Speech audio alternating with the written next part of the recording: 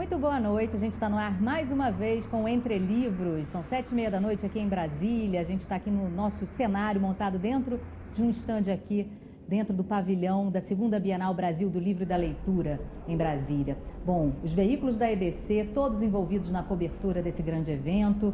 A gente está nas rádios Nacional e MEC de Brasília e também do Rio de Janeiro. A gente está no portal, a gente está através da TV Brasil Internacional em 66 países e também através do portal da EBC no planeta inteiro, né? Por que não dizer?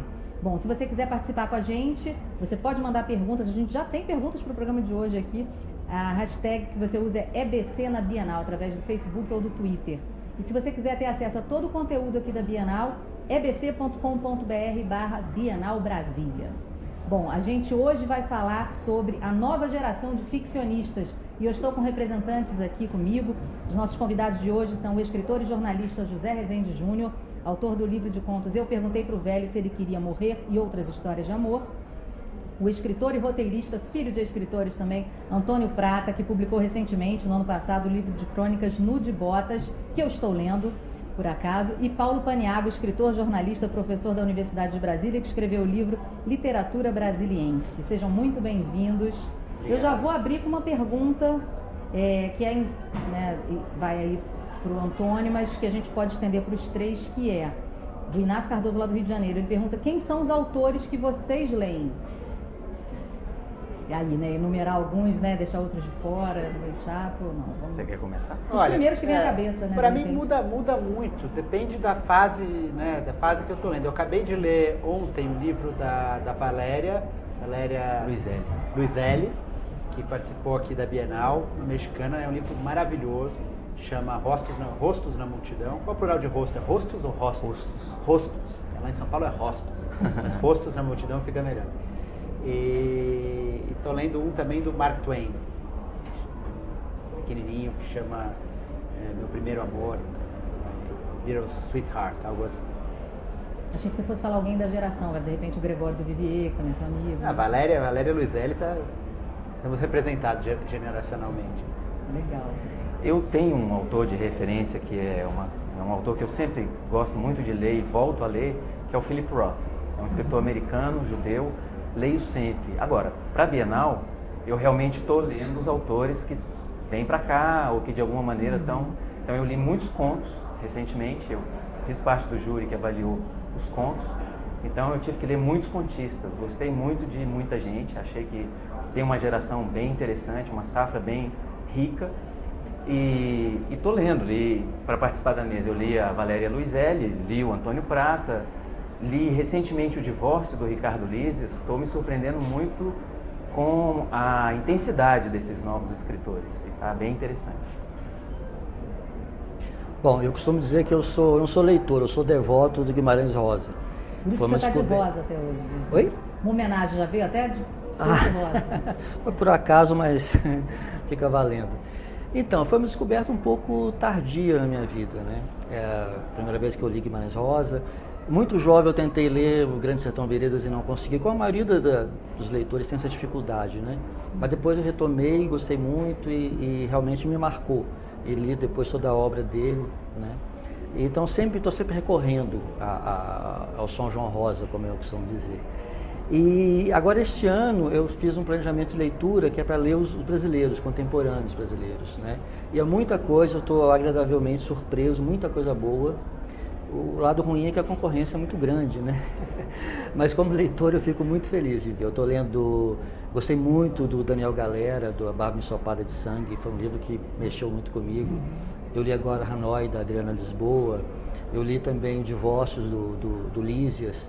Estou lendo agora Verônica Stiger, que eu vou errar a pronúncia, mas o importante é a tentativa. É Opsani Suiata, alguma coisa assim. Ela é uma palavra em polonês, sabe? E eu estou lendo e estou muito feliz assim, com essas descobertas deste ano. Que bom. Você se descobriu, né, essa paixão pela literatura a partir de quando? Porque você, 25 anos de jornalismo e depois você deixou o jornalismo um pouco de lado para ir para a paixão que é a literatura? Uhum. Na verdade, assim, eu sempre fui um leitor, desde muito cedo eu lia muito. E comecei a achar que eu podia escrever, podia ser escritor. Bom, as minhas redações na escola já eram muito elogiadas e tal, tanto que eu ficava muito bravo, que as minhas professoras achavam que eram os meus irmãos mais velhos que tinham escrito, porque eu era muito novo para escrever, elas achavam que eu escrevia bem, não sei. Enfim, mas e o que eu estava sentindo é o seguinte, o jornalismo estava um pouco me afastando, atrasando a minha entrada na literatura. Por quê? Porque eu escrevia histórias, o tipo de jornalismo que eu fazia era de contar histórias, de viajar, de ir para o sertão e relatar histórias de pessoas, geralmente anônimas, né? Narrar, falar sobre lugares onde a maioria das pessoas vai, dificilmente as pessoas vão, são lugares perdidos lá e tal. Enfim, e quando chegava a hora, chegava em casa, depois de ter lidado com tanta história real, ter contado tanta história real, eu não conseguia escrever. Minha cabeça estava fervilhando, né? Então eu não conseguia inventar história. Mas eram histórias reais que às vezes também pareciam ficção? De tão impressionantes? Eu fazia, sim, aparecia. Eu fiz alguma coisa chamada, depois eu descobri, graças aqui ao professor Paulo Paniagua, disse que eu fazia jornalismo literário. Até então eu não sabia que era. Para mim era só jornalismo, era só reportagem, era só cavando bem fundo, até tentar chegar na alma das pessoas e tal. Eu nunca cheguei, mas assim, a tentativa foi frequente, né? Então eu fui me aproximando, o meu texto foi se aproximando da literatura. Então aí chegou um momento e falei assim, chega, não dá mais, eu vou largar o jornalismo diário e vou me dedicar à literatura. E foi assim que eu consegui começar a escrever. E você, Antônio, escreve também é roteirista, participou, né? Foi um dos que escreveram Avenida Brasil, aquela novela que eu adorei assistir. No que essa sua experiência como roteirista influi no seu texto literário? Olha, influi bastante, porque você trabalhar com roteiro, você trabalha muito com a estrutura da história, você vê a estrutura. Quando você começa a escrever um texto literário, você raramente, eu pelo menos, não vejo a estrutura, não sei como é que aquilo vai terminar. Um roteiro você não começa sem saber como aquilo vai terminar. É muito parecido com a arquitetura, você tem que botar os fundamentos antes e depois você vai subir as paredes e tal. Você não começa botando uma tomada aqui, vai fazendo a parede, como muitas vezes é um texto, né? Às vezes para um texto você tem a ideia de uma lareira, você visualiza uma lareira e dessa lareira você vai construindo aquela casa, que é aquele texto. O roteiro não. Então, o roteiro me ajuda a entender a história, entender mecanismos de história, a criar suspense, e isso eu uso até na crônica também.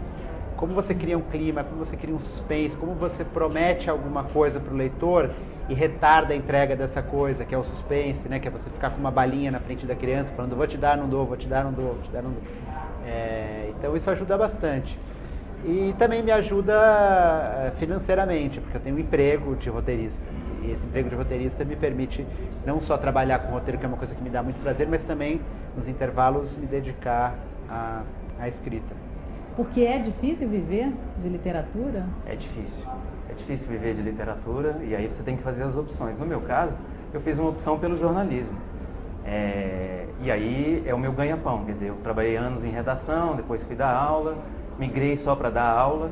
E agora, como virei professor da UNB, e lá eu tenho uma disciplina que é jornalismo literário, né, me permite, inclusive, transitar entre as áreas, meu mestrado é em literatura, mas eu demorei muito a me dedicar, a ter um tempo. A UNB me permite um certo tempo para me dedicar à literatura.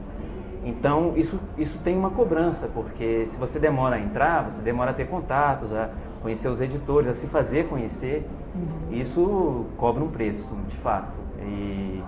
Mas eu nunca deixei de ler, é uma coisa que eu faço desde muito jovem e sempre tive a ambição de ser um escritor. E eu acho que agora eu estou começando a chegar perto desse ponto. E o retorno nem sempre é financeiro, né? Ele pode vir em forma de prêmio também, de reconhecimento, né? Do pessoal aqui, de repente, pedindo autógrafo no livro. Mas o José ganhou o prêmio Jabuti 2010 com o livro de contos Eu Perguntei pro Velho se ele queria morrer e outras histórias de amor. O Paulo venceu o prêmio Cidade de Belo Horizonte em 2012 com o livro também de contos Quando Termina. O Antônio vai receber aqui na Bienal o prêmio Brasília de Literatura na categoria crônica amanhã, não é isso? Pelo Nu de Botas. Que impacto que esses prêmios causam, assim, além de vocês falarem, pô, que legal, né? Tô ganhando um prêmio, então eu tô indo no caminho certo. Como é que isso se traduz depois no trabalho? Olha só, o que acontece muito você cria uma expectativa. Eu fui pro prêmio assim, oba, agora a coisa está começando. Com um prêmio, pode ser que isso abra as portas para mim, das editoras, dos contatos. Inclusive eu fui com a esperança meio inocente, aquela de marinheiro de primeira viagem, de chegar no prêmio achando que ia ter algum editor por ali, que eu já talvez travasse contato e que dali surgiria, né, um desdobramento. E não aconteceu, obviamente. Eu mandei o livro de contos para as editoras, ainda aguardo a resposta. Agora, uma coisa eu sei, a gente precisa ter calma, né? A literatura também ela é feita de uma... Eu acho brilhante que o prêmio seja um prêmio jabuti, quer dizer, ele dá a ideia de que a escritura exige uma lentidão, né? A gente tem uma expressão que usa no jornalismo que é muito interessante, que é em latim festina lente, apressa-te lentamente.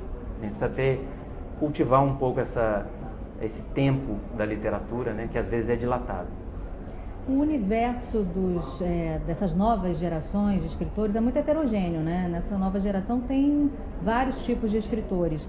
Mas dentro dessa diversidade toda, vocês conseguem visualizar pontos em comum entre todos os escritores agora dessa geração?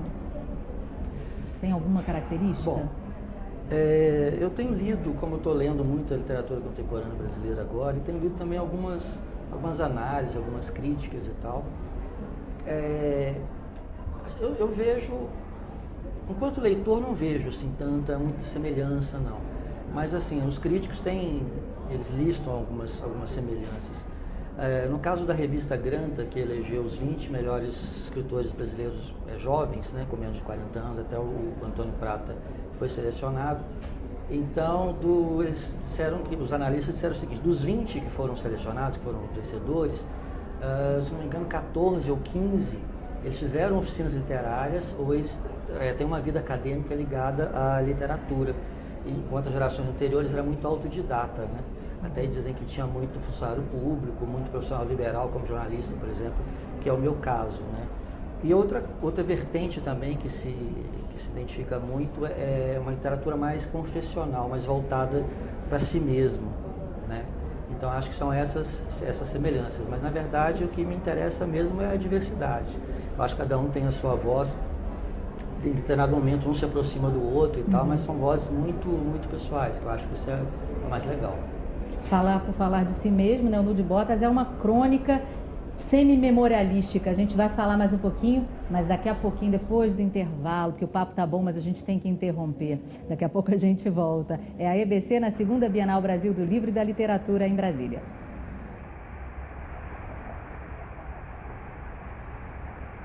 Livros de volta, e a gente hoje está falando sobre a nova geração de ficcionistas. E aí eu encerrei o primeiro bloco falando, né, desse Nu de Botas, seu livro, Antônio Prata, que é uma crônica semi-memorialística, porque tem ali as lembranças que você tem da infância, um pouco mais fantasiadas, tem um pouco mais ali de criação sua, ou é do jeito que você lembra, aí você imagina que não seja exatamente como aconteceu? Olha, eu tenho dito assim, mesmo a parte que eu acho que aconteceu, eu não posso botar minha mão no fogo, né? Porque eu tinha 3 anos, minha memória dos seus 3 anos de idade, ou 4, ou 5 anos de idade, você não pode chamar de outra coisa que não de ficção. Isso as que eu acho que aconteceu, ou sei que aconteceu. Agora, tem várias outras que eu tinha uma pequena memória. Eu tinha uma memória de uma cena, de um pedaço de um mosaico, vamos dizer assim. E aí eu tive que usar a ficção para completar esses quadros, né? E aí, claro, quando eu estava já escrevendo as histórias, já não me interessava mais como ela tinha acabado na vida real. Me interessava como ela podia terminar de uma maneira legal naquele texto. E aí, realmente, eu ia para onde a história me levasse. Então, acho que como toda a literatura, começa com algum pé de realidade e aí você vai embora. Mas, por exemplo, aquela história de você com seu amigo na praia, que você, né, o pai do amigo falou que se vocês nadassem, vocês iam do outro lado, lá estava a África, e que vocês acharam que podiam ir e tal. De repente você poderia botar um final, vocês chegando na África, ou já seria viagem demais? Eu acho que aí não combinaria muito com o livro, porque o livro tem esse tom realista, né? Se eu chegasse na África, aí eu ia ter que fazer coisas muito incríveis nos outros textos para equiparar, né? Esse é um problema que você tem que tomar cuidado nas regras de um livro, né? Porque se você rompe as regras desse jeito e no outro texto o menino está preso num prédio, você fala, por que ele não sai voando? Aí você tem que fazer o cara voar. A gente recebeu aqui a pergunta do Mike Peixoto via Facebook e ele te faz a seguinte pergunta: por transitar entre vários gêneros, formatos e públicos, né? Você escreve revista, jornal e tal, Você acredita que uma característica dessa nova geração de escritores é a versatilidade? A gente falou, né? Você é roteirista de Avenida Brasil, a novela e tal. O mercado atual solicita essa versatilidade do jovem escritor ou ainda é possível fazer uma literatura investindo num único caminho que seja plenamente autoral? Olha, eu acho que as duas coisas são verdadeiras, assim. Eu acho que ainda é possível, sim, e tem na história, tem grandes escritores que foram só contistas, ou só romancistas, ou só dramaturgos e tal. A questão hoje em dia não é nem tanto que o mercado solicita, é que o mercado é muito capenga, então você precisa meio que jogar nas 11. Se você quiser viver de literatura, você precisa aprender a escrever de jeitos diferentes. Então eu fui aprender a fazer roteiro, fui aprender a fazer crônica, na verdade, em primeiro lugar, porque era o primeiro lugar que dava para tirar algum dinheiro de literatura, né? E o roteiro também foi por isso, precisava trabalhar, precisava arrumar dinheiro para pagar as contas. Agora, você não precisa necessariamente ser um escritor profissional e viver disso. Você pode gostar de um gênero, por exemplo, ser poeta e ter um outro emprego e fazer só poesia, né? Isso foi uma escolha minha, de tentar viver disso e... Mas tem um prazer também em conseguir fazer tudo? Não, muito prazer. Você tinha um exemplo em casa também, você sabia que seu pai, né, foi dramaturgo, autor... Você eu acho que isso era importante. Eu via, meu pai era um escritor assim, um escritor que vivia da literatura dele. E eu via que isso era possível, né? As pessoas geralmente perguntam, quando você descobriu que era escritor, quase como se esse fosse um momento de libertação, né? Você rasgou o terno e saiu correndo no campo, pelado. Eu já via em casa um cara trabalhando e vivendo. Para quem não sabe, ele é filho do Mário Prata. Isso. Então, sim, mas enfim, esse é o meu caso. Não é uma regra. E eu acho que não pode ser uma regra. Se todo mundo... eu posso fazer isso porque eu me adequo também a esses gêneros, assim. Se imagina se o Drummond fosse fazer roteiro para TV, ia ser o fim do Drummond. Ele não devia fazer roteiro para TV, tinha que fazer as poesias dele. A TV estaria melhor? Eu não sei, eu prefiro não pensar que o Drummond ia gastar tempo fazendo roteiro para TV. Vocês concordam? Eu acho, Renana, que tem sim uma versatilidade. Também acho que é possível você se dedicar, né? Tomar uma decisão radical. O Rufato fez isso. Largou tudo, vou fazer literatura, vou viver disso, vou tentar sobreviver disso. Acho bastante interessante que você possa. Mas acho que também é uma característica da nossa época, essa tentativa de, se você notar, alguns textos têm já uma pegada que já é facilmente adaptável para o cinema, por exemplo. Né? Uma série de autores que estão escrevendo ali, que se você faz um ou outro ajuste, aquilo passa para o cinema fácil. Quer dizer, ele já está pensando numa outra mídia. Mas sim, é uma questão de que o escritor está buscando, num mundo cada vez mais diversificado, também a diversificação, né, de gêneros. Você fala do hibridismo literário, essa coisa que surgiu na década de 90. Por exemplo, eu gosto muito de um escritor espanhol, Henrique Villamatas, que ele escreve um misto de ensaio com ficção. E ele vai misturando essas duas coisas e combinam muito bem, né? E um escritor pode praticar vários gêneros e às vezes ser bem sucedido em vários deles também, né? Isso também é uma característica da nossa época e acho que é interessante de ressaltar. Zé, você... Olha, no meu caso, assim, eu me defino como um contador de histórias. A forma como eu entrei na literatura foi contar essas histórias em forma de contos mesmo, né? Então, sou antes de tudo um contista. Eu publiquei 2 livros de contos, depois escrevi um de microcontos, que são pequenos textos de 140 caracteres, tamanho do Twitter, embora não tenha sido publicado no Twitter. E virou depois um livro chamado Histórias Mínimas. Mas também é conto, é só um conto pequeno, mas a estrutura está ali, a coisa do conto está ali. Mas agora eu estou enveredando por outros caminhos. Agora em maio sai meu primeiro infanto juvenil, chamado Fábula Urbana, sai pela Edições de Janeiro, que é a nova editora lá do Rio. Colaborei num roteiro de longa-metragem ainda inédito e estou escrevendo agora o roteiro de um segundo longa, mas estou escrevendo ainda, né? Agora, para ganhar vida, é o jornalismo, assim, é o texto, né? Minha matéria-prima é o texto, né? Com a literatura ainda não é possível, né?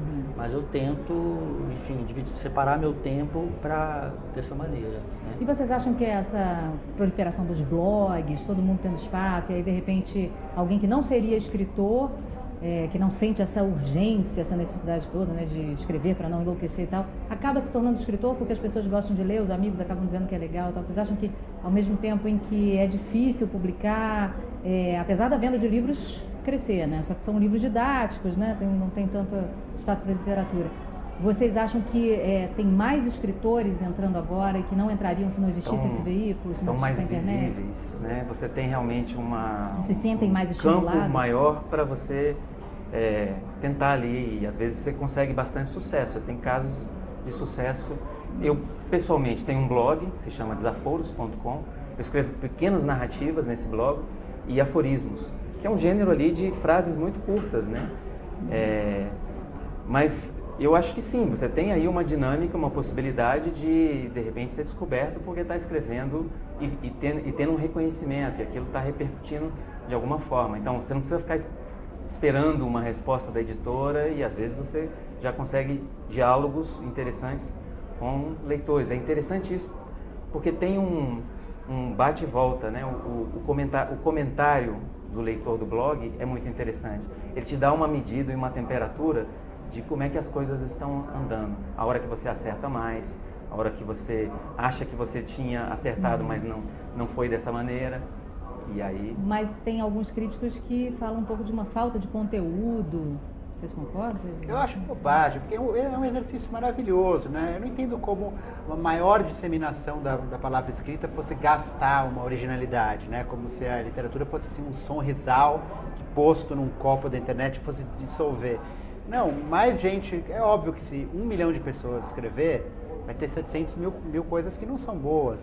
Mas vai ter aqui e ali coisa boa brotando. Você vê vários autores contemporâneos, esses gaúchos todos, Daniel Galera, Daniel Pellizzari, Carol Ben-Simon, Clara Verbuck, todos escreviam num site chamado Cardoso Online, que eles criaram lá no Sul. E depois do blog criaram uma editora, Livros do Mal, e a editora os publicou.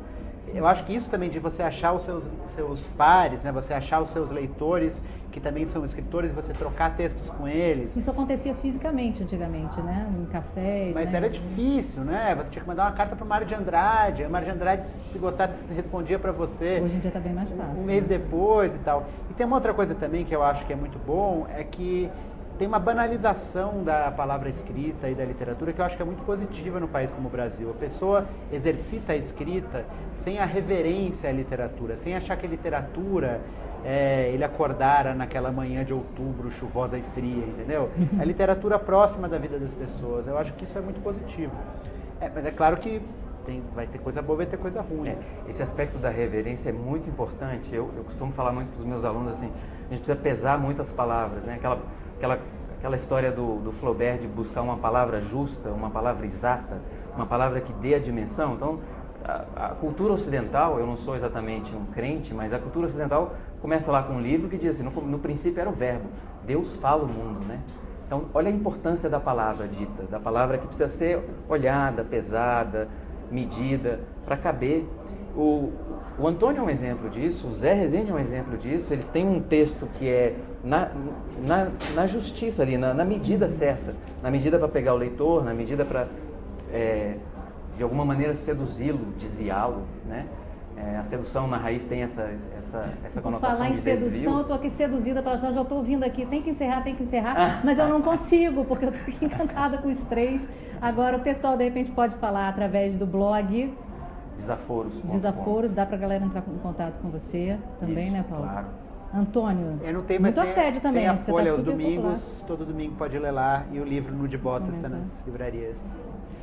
Eu, infelizmente, sou da velha guarda, eu cancelei Facebook, Twitter, Então, parei com o tudo. pessoal imagina em casa, tenta... Entre na livraria, procure meus livros. Tá ótimo. Júnior, quero muito Entre em feliz. contato através dos livros, que já é ótimo. Bom, a gente vai encerrando por aqui. Amanhã a gente está de volta. A gente vai conversar amanhã sobre sustentabilidade e as mudanças no padrão de consumo e cultura. Amanhã às 7h30 da noite no Entre Livros. Não deixa de assistir, não. É a EBC na Bienal Brasília, do Livro e da Leitura 2014.